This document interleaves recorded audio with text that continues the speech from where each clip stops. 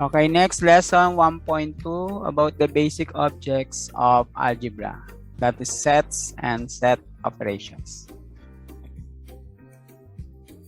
Sets and set notation. Set is a collection of objects, real or imagined.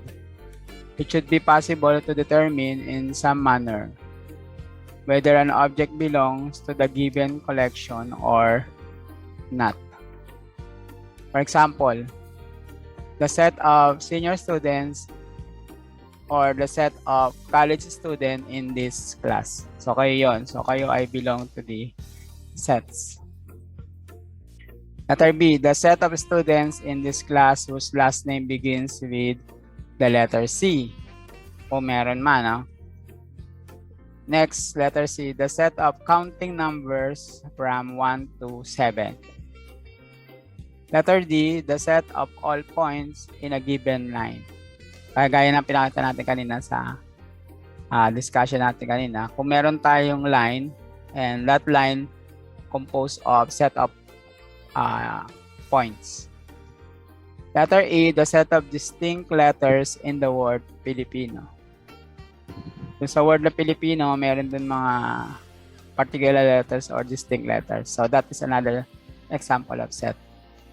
Letter F, the set of all concentric circles with center at a given point. And the last, letter G, the set of all barangays in the Philippines with exactly 5 voters. Okay? If an object belongs to the set, it is called a member or element of the set. But if an object does not belong to the set, we say the object is not an element of the set. For example, so we use a notation. Small letter A, itong symbol na to, that's the symbol of an element of big A. Meaning to say, small a is an element of big A, or small a belongs to big A. On the other hand, kapag naman yung symbol natin na element merong slash. So, ang ibig sabihin naman nun, small a is not an element of big A. Itong notation natin. Small a is not an element of big A. First illustration, if we denote by F, the set of all distinct letters in the word Filipino, kanina nasa example natin to, no? Then makikita natin sa Filipino, yung I is an element of big F. We use a letter F for the name of the set. While R is not an element of F. Kasi di ba doon sa ating Filipino, wala naman letter R doon. So therefore, R is not an element of big F. Next example, if 0 denotes the set of odd counting numbers, then, or letter O pala to. Hindi to 0, letter O. Ulitin natin. If letter O denotes the set of odd counting numbers, then 3, pwede natin sabihin na ang 3 is an element.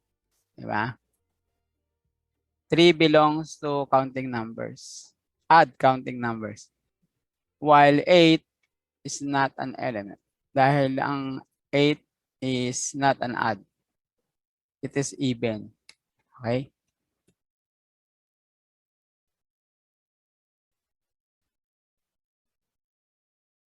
Okay, time to think. Let n be the set.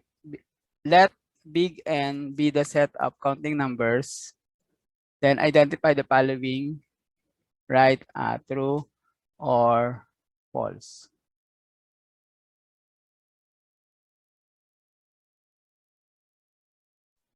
Okay, so ito na yung ating mga sagot sa time to think. Letter A, true. Letter B, false. Letter C, false. Letter D, false. Letter E, true. And letter F, true.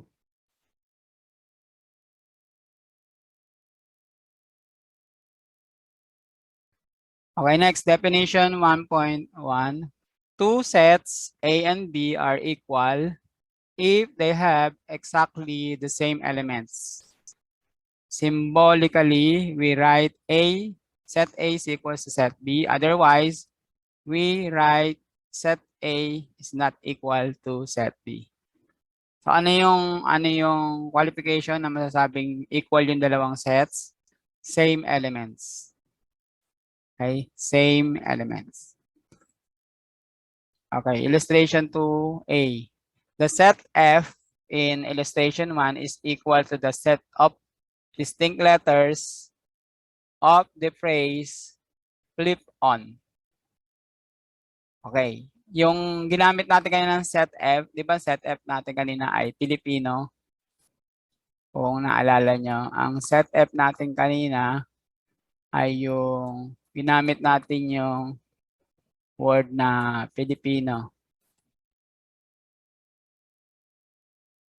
Ayan.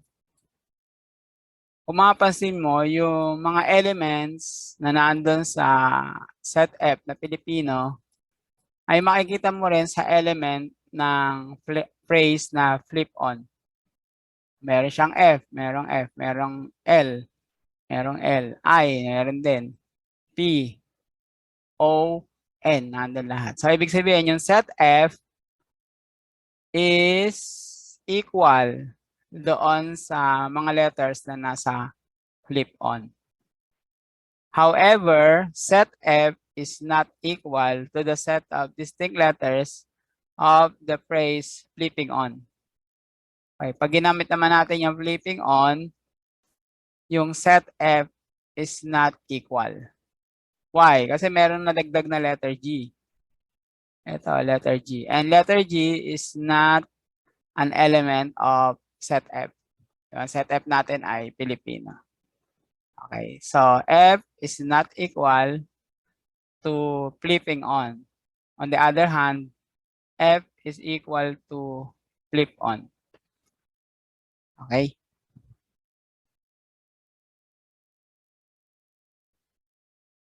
Okay, illustration 2B. If set R is the set of counting numbers from 1 to 5. And set P is the set of digits in the numbers 2, 3, 1, 5, 4.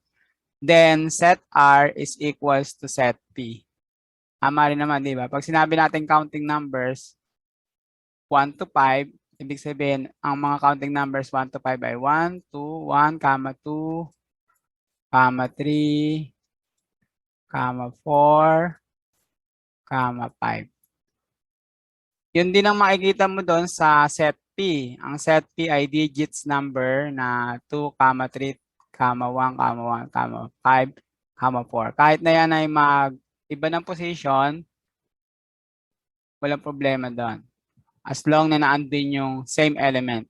Same element na lang naman siya. So therefore, set R is equal to set P. Okay? Next, time to think. Suppose A is the set with distinct elements.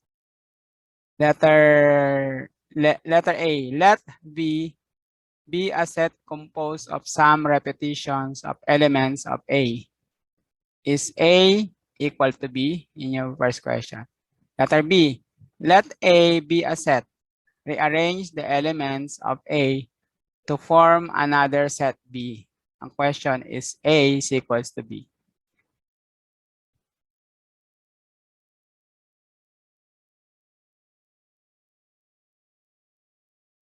Okay, so continuation of sets and set notations. Sets differ in sizes and kinds. Loosely speaking, we say a set is finite if it is possible to write down completely in a list all the elements of the set. Otherwise, the set is said to be infinite.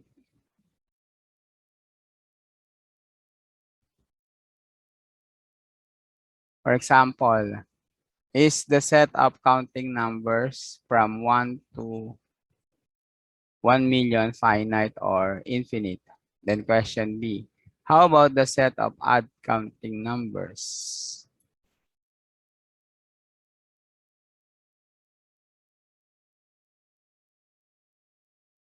Okay, so for letter A, our answer is finite. It is finite because it is possible to write down the counting numbers. And letter B, it is infinite because it's only the set of counting numbers.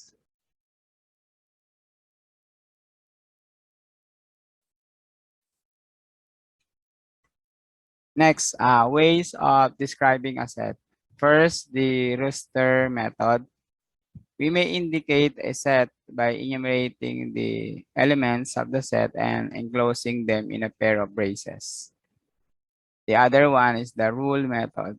We may indicate a set by enclosing in a pair of braces a phrase describing the elements of the set with the condition that those objects and only those which have the described property belong to the set. So ito yung pagkakaiba nila, no?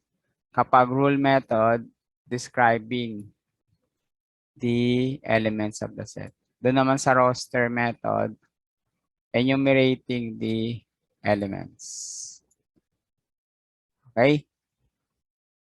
Para silang enclosing braces. Parehas yan. Basta ang ginamit mo ay roster tsaka rule, pareha silang enclosing a pair of braces.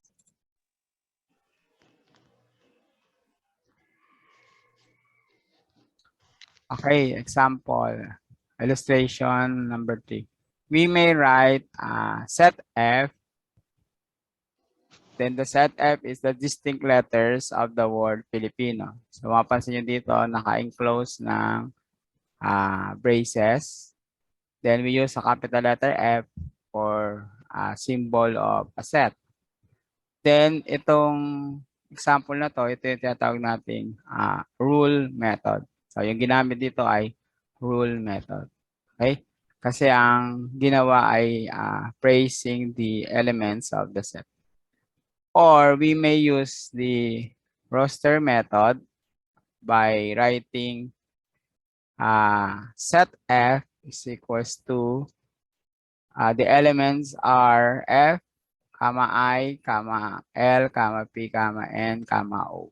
So mapapansin natin dito, yung form niya ay enumerating the elements of the set. So it is what we call a roster method.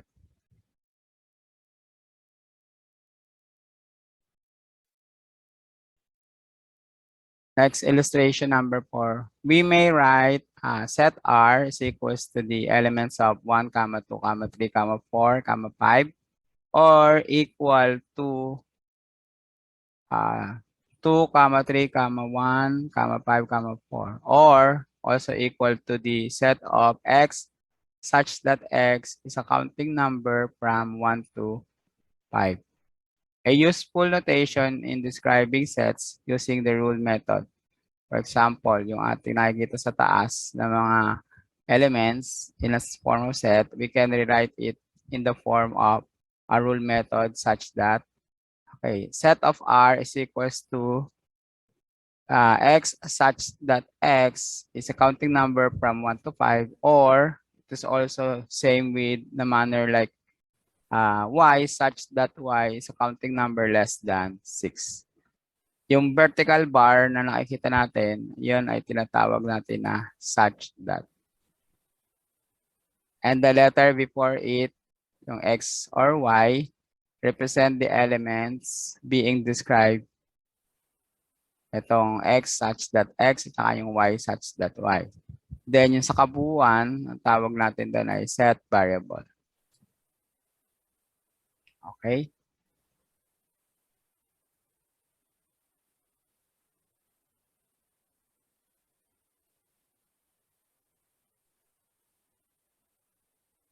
Okay, illustration number 5. It is quite impossible to write the set P, which is equal to the points in a plane, by roster method, since we cannot enumerate all the elements of P. Kasi yung dinidescribe dito dun sa set P, points in a plane. Eh, syempre kapag nasa plane tayo, binubuo yun ng set of points. Yun lang nga lang. Hindi mo siya makita into kung enumerate natin, impossible, no? Impossible yun. So, kaya hindi pwede yung set P sa tinatawag na roster method. Pwede lang siya into a rule method. Illustration 6. It would be difficult to write the set G where it is equal to the car, comma, banana, comma, earth, comma, red by the rule method, since there seems to be no describing property common to the elements. O, di ba? Dun sa set G naman, it is in a form of roster method. Naka-enumerate kasi car, banana, earth, red. Kaya lang, wala naman silang something in common. Kaya mahirap ding i-describe itong mga elements na ito. So, kung hindi siya ma-describe, so it is impossible or difficult to write it into a rule method. Okay, kaya yung paggamit ng roster method and rule method, ibig sabihin, it depends on the different cases. Case-to-case basis yung paggawa nun.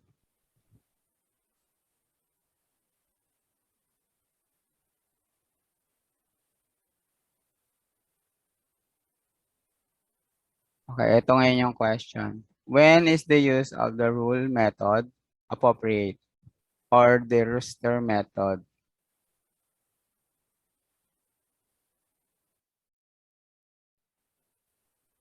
Next, definition 1.2. Two sets A and B are in one-to-one correspondence if it is possible to pair each element of A with exactly one element of B and each element of B with exactly one element of A. So, tawag natin doon ay one-to-one correspondence.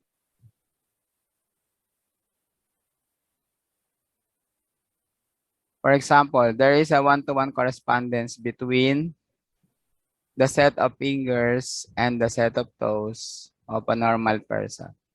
Diba? One-to-one yun eh. Yung ating, kumbaga, daliri sa kamay at daliri sa paa. So, one-to-one correspondence siya.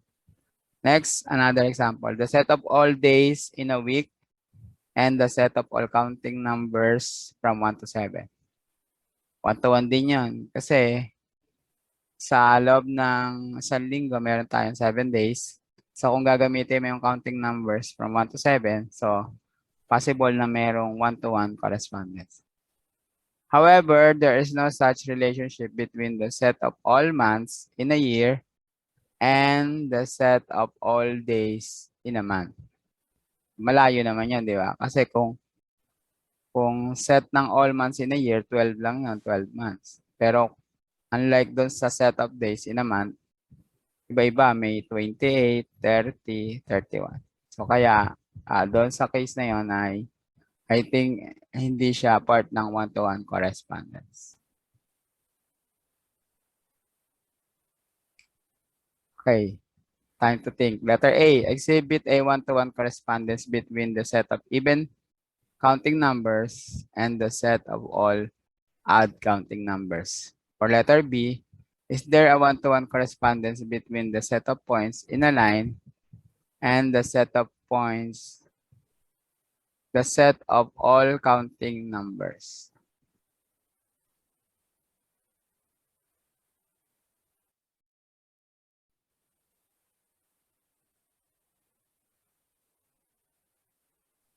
Okay, next definition 1.3.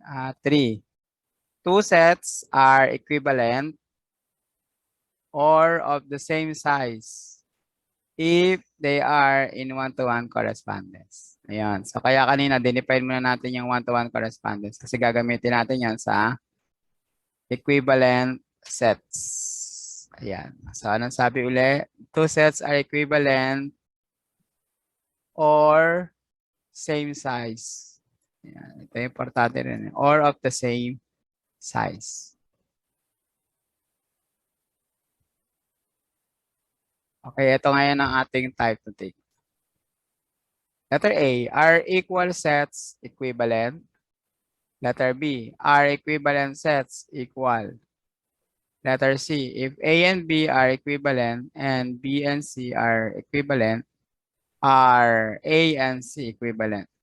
And letter D, when the two sets not equivalent.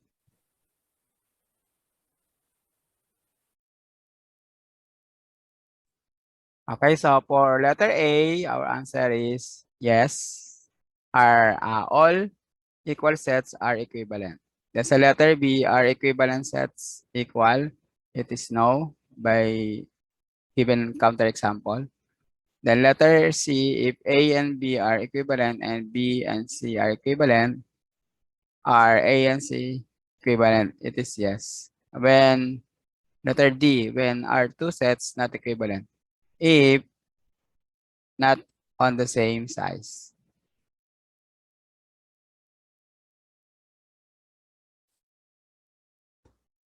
Next, subsets. Definition 1.4. Set A is said to be a subset of set B if every element of A is also an element of B. Okay, dito naman tayo sa subset.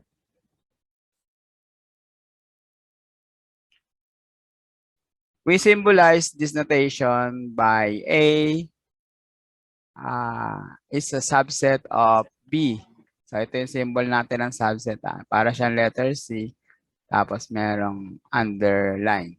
Kabos. Okay. Or, pwede rin natin sabihin na B is a superset of A. Ayan, okay. Nabanggit yung superset. Kasi sa ibang mga textbook, ginagamit itong superset. Kapag normal lang yung nakikita mo, halimbawa, nauna yung A, then followed by B, then the symbol of subset, pwede natin gamitin yung word na subset. So, itong notation na to, so it is A subset of B. Or kung gusto mo naman reverse ang pagbasa mo, ang gagamitin mo na superset. So B is a superset of A. And we write A is a subset of B if and only if X is an element of A implies X is also an element of B.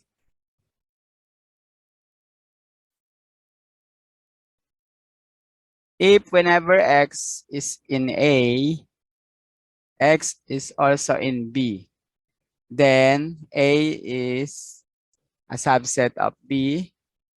And if A is a subset of B, then whenever X is in A and X is also in B. Thus, if there is an element in A which is not in B, we say A is not a subset of B, and we write by notation of this. Yan. So kung mapapansin mo, merong mga element na nasa A pero wala naman sa B. So, pwede sabihin na A is not a subset of B. Or may mga elements sa B na wala naman sa A. Okay? So, kailangan lang mag-concentrate tayo sa definition ng subset.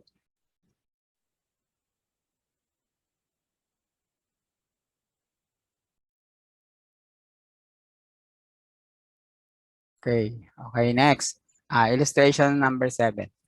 If we have the set B is equals to the elements 1, 2, 3, 4, then a set B is a subset of 1, 2, 3, 4, 5, but B is not a subset of 1, 2, 5, 6. Okay, tingnan natin yung pagkakaiba ng mga example natin.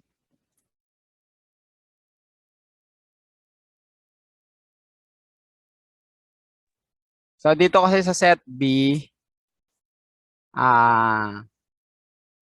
pwede natin sabihin itong set B, yung 1, 2, 3, 4, subset yun ng 1, 2, 3, 4, 5, di ba? Kasi lahat ng elements ng B, 1, 2, 3, 4, ay nandun din sa 1, 2, 3, 4, 5. Kaya yung B, subset ng 1, 2, 3, 4, 5. Pero yung B, hindi na siya magiging subset ng 1, 2, 3, 5, 6 kasi merong kulang. Ang naibigay lang ay 1, 2, 5, 6. Wala yung 3, 4.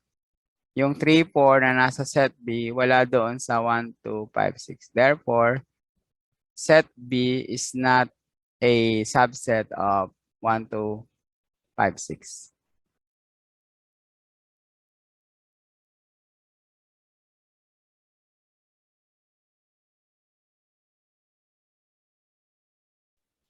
Okay, time to think. Letter A is A, a subset of A.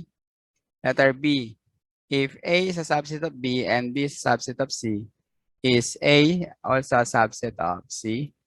Letter C, if A is a subset of B and B is a subset of A, what can be said about A and B? Give examples of set A and B such that A is an element of B but B is not. Rather, give examples of sets A and B such that A is a subset of B but B is not a subset of A.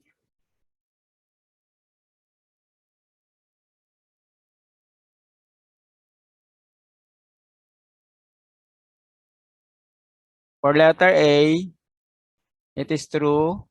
Letter B, true. And letter C, it is equal sets.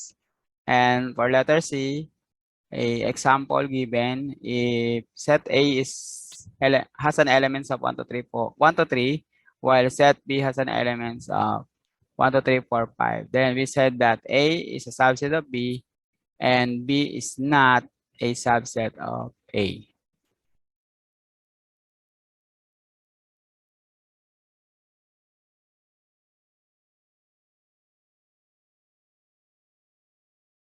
Okay, properties of subsets. Reflexive property of set inclusion. A is a subset of A for any set A. Okay, reflexive property na. So, yung kanina sa question natin, reflexive property ang pwedeng gamitin. Then, yung pangalawa naman or yung pangatlong question, transitive property naman ang ginamit. Transitive property of set inclusion. If A is a subset of B and B is a subset of C, then A is a subset of C. Okay? So reflexive property of set inclusion and transitive property of set inclusion. Next, alternative definition of equality. If A is a subset of B and B is a subset of A, then A is equal to B. So yung kanina, tama, meron tayong sagot na equal sets. So magiging equal set yung dalawang set kapag in the form of this notation. So ang tawag natin doon ay alternative definition of equality. Next, proper subset. Yung paggamit naman natin, di ba yung notation natin, ginagamit natin yung notation na symbol na parang letter C na merong underline. So tinatawag natin yung subset. Ngayon, kung wala naman yung underline, proper subset na yan. So A is a proper subset of B if and only if A is a subset of B, then B is not a subset of A. Okay, so may tinatawag tayo na proper subset.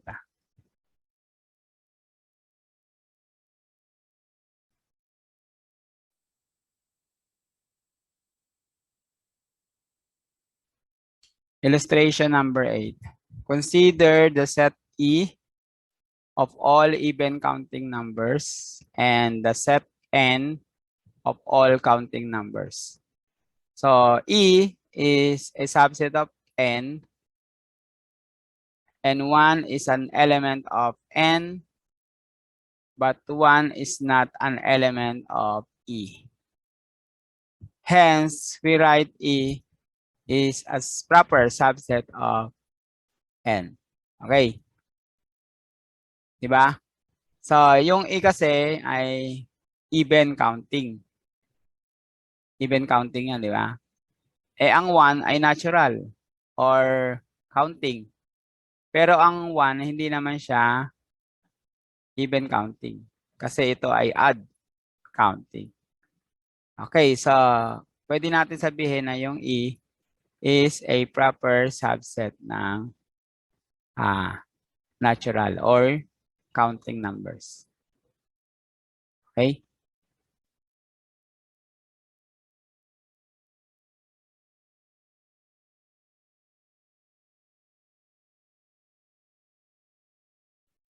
Illustration number 9. Consider the set B of all barangays in the Philippines and the set T of all barangays in the Philippines with exactly 3 voters.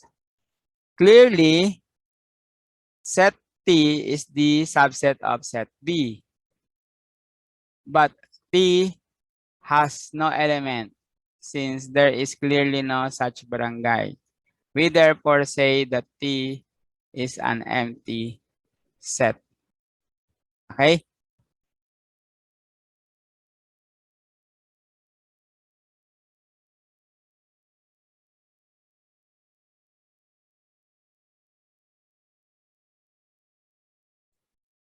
This empty set appears often in modern algebra and it is only proper to give it a special symbol. Ito yung symbol na gagamitin natin sa empty set. And it is read the empty set. Thus, yung kanina yung set T, sabi natin yung set T ay set ng barangay na meron lang 3 voters. So, ang set T is an empty set. So, ito yung symbol na ginagamit natin. Isa rin siyang Greek letter.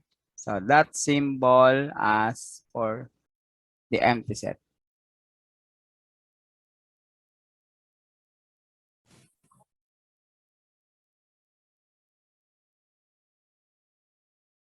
Okay, time to think. Letter A, true or false? Empty set is a subset of set A for any set A. Letter B, true or false? Empty set is a subset of empty set.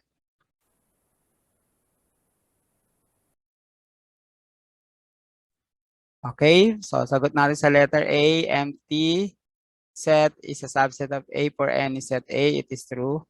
And for letter B, empty set is a subset of empty set. And it's also true.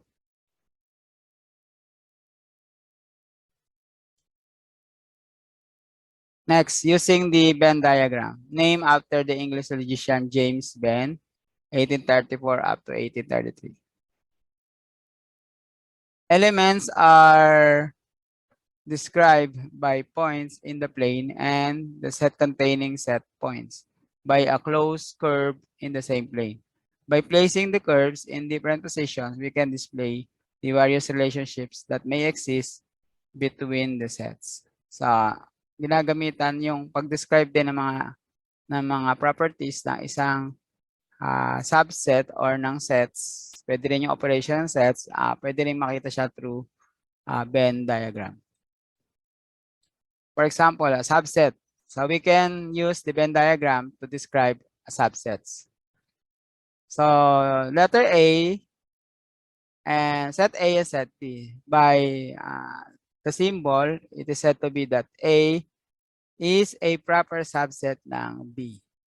Kasi yung buong elements ng A ay elements din ng B. So proper subset. Next, on the other hand, ganun din. Yung set B is a proper subset ng A.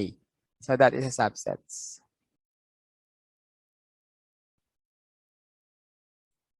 Okay, time to think. Draw a Venn diagrams for sets with the following relations. A is not a subset of B and B is not a subset of A. Letter B, A is a subset of B and A is a subset of C and B is a subset of C. Letter number 2, illustrate the transitive property of set inclusion by the Venn diagram.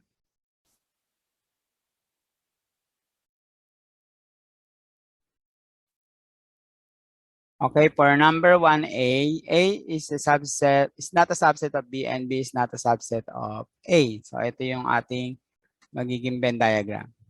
Okay, so magkahiwalay yung set A and set B. Next one, letter B. A is a subset of B.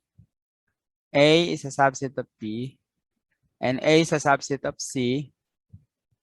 Therefore, B is a subset of C. Number 2, transitive property of set inclusion. If A is a subset of B, ito yung ating Venn diagram, A is subset of B, and B is a subset of C. Kasi di ba yung set B natin, etong kulay peach, ay nandun din siya sa loob ng set C. Then, yung A natin na violet ay talagang magiging subset din ng C. Okay? So, yun ay transitive property of set inclusion. Next, definition 1.5. Two sets are disjoint if they have no element in common. So, ang tawag doon ay disjoint. Thus, if two sets A and B are disjoint, if A is element of set A, then A is not an element of set B. And if A is an element of set B, then A is not an element of set A. So, tinatawag siya na disjoint. Disjoint set. Okay, time to think. Draw the Venn diagram for disjoint sets A and B. Letter B, draw a Venn diagram for two sets A and B which are not disjoint.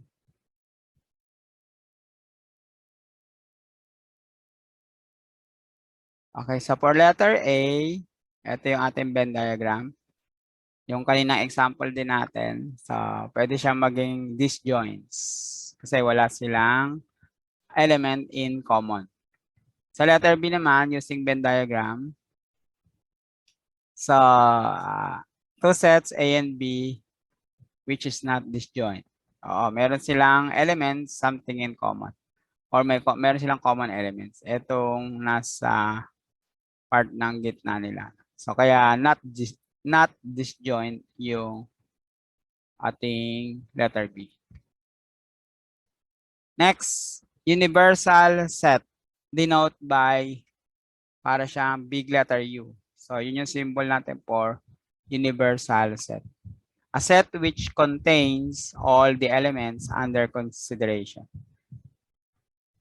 For instance, if we consider the set E of even counting numbers, a possible universal set is the set of all counting numbers.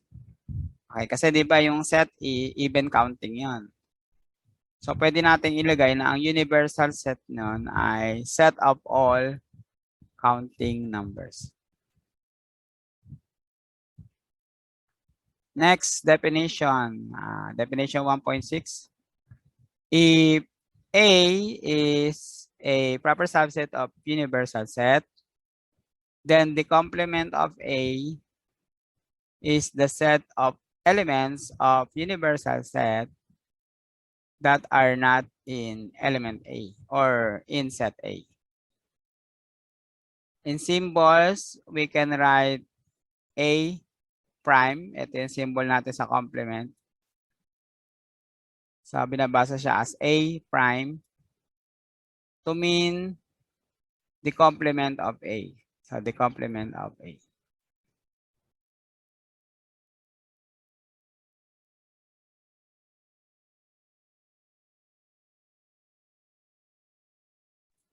Ulitin natin, hindi ko pala na-record. Yung kanina. Dito pala, hindi ko pala na-record. Okay, dito muna tayo. By the rule method, A prime is equals to the set of all x such that x element of universal set but X is not an element of A. Then time to think, what is the empty set prime equal to? Next, what about the universal set prime? What is A prime equal to? And last, draw the Venn diagram for A prime.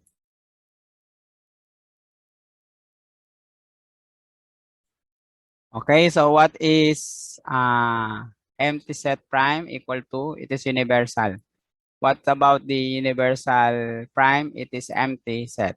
What is A prime equal to? It is set A. And draw the Venn diagram of A prime. So ito yung kanyang Venn diagram ng A prime. Yung shaded region ay nandun sa universal. Open lang yung ating set A or excluded yung set A.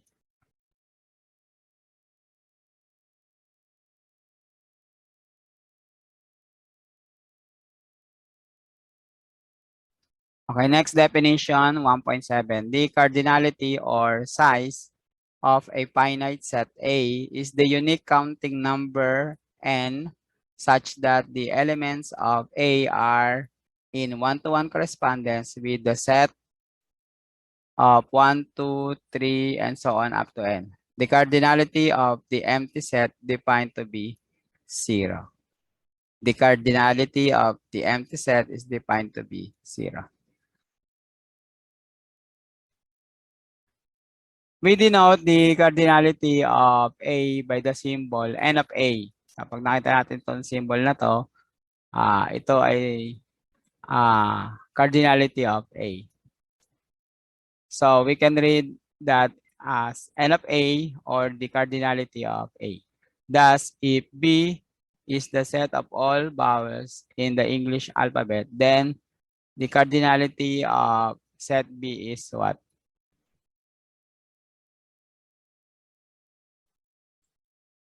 So, ang kanyang cardinality ay 5. Tama? Kasi, di ba, ang mga vowels sa English alphabet ay A, E, I, O, U. So, meron tayong 5 elements. Therefore, the cardinality of set B is 5.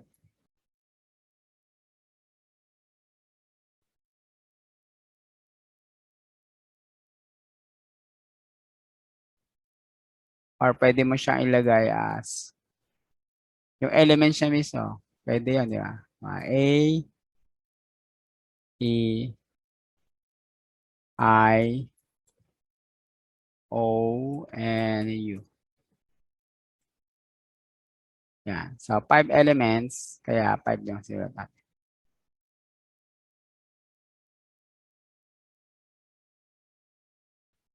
Okay, time to think. If the cardinality of universal is P and the cardinality of A is R, what is the cardinality of A prime?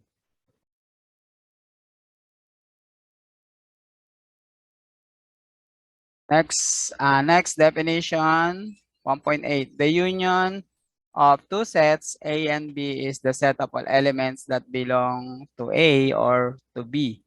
We symbolize the union of two sets, A and B, as A union B, to be read as A union B. By the rule method, A union B is the set of all X such that X is an element of A or X is an element of B. So, yung ginagamit natin sa symbol na union ay ito yung parang letter U din. Then, yung word niya ay OR. So, pag nagamit yung OR, it is a union. Note that the use of the word OR in this case is in the inclusive case. That is, we do not exclude the possibility that some elements of the union might belong to both A and B. Kasi pwedeng ang mangyari ng element ay pwedeng makita dun sa set A and set B. So, union set pa rin yan. Illustration 10. If A is the set of all odd counting numbers from 1 to 5, and B is an elements on the even counting numbers from 2 to 6. Then what is the A union B?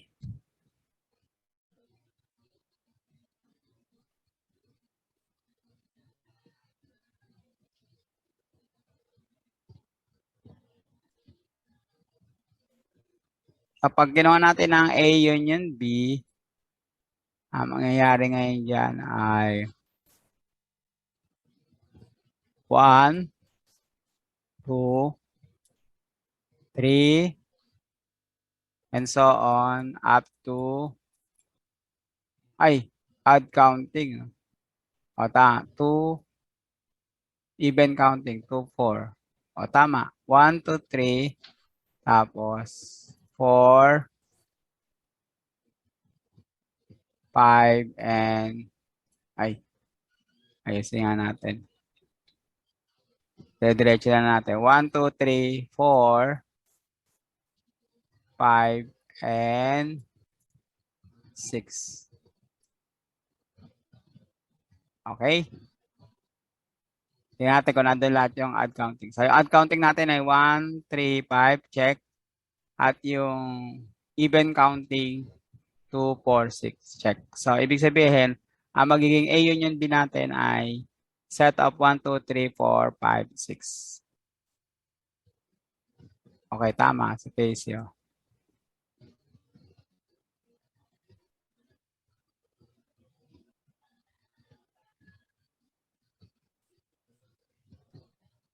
Moreover, if cardinality of A is 5 while cardinality of B is 5, note that the cardinality of A union B is equals to 10. It means that we are going to add the cardinality of A plus cardinality of B. Kaya siya naging 10. Kapag kinuha yung union ng dalawang set na merong 5 cardinality, ganun din yung sa 5. So 5 plus 5 is equals to 10. It is always true that A or the cardinality of A union B is equals to N of A plus N of B. Justify your answer.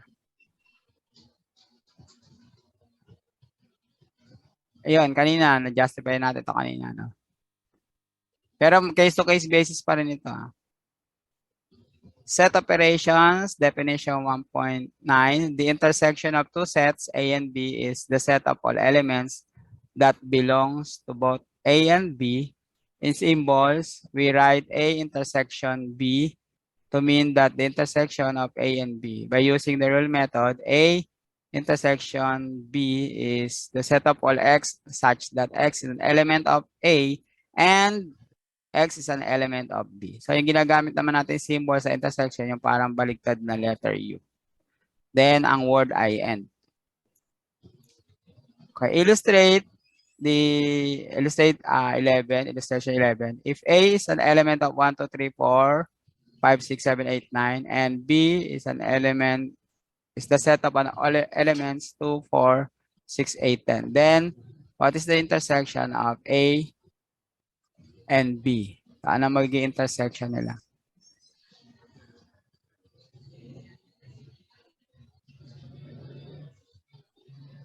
Yung set A natin hanggang 9. Tapos yung set B natin ay 2, 4, 6, 8, 10. So, meron siya intersection ano? 2. Ano pa? 4. Diba? Ibig sabihin, meron sa element A at meron din sa element B. So, 2 meron. 4 meron din sa ano, sa element ng A. Ano pa? 6 and 8. Ayan, 2, 4, 6, 8. Yun yung kanilang mga tinatawag na intersection. How about B intersection A? B intersection A.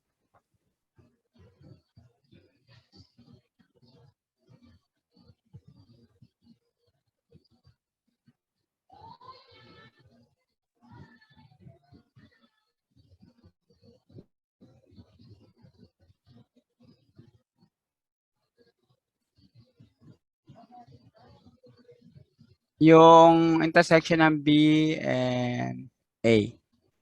Ganun din, di ba? 2, 4, 6, and 8. Okay.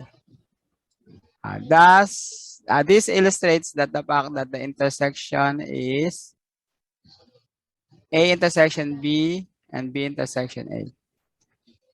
Equal, di ba?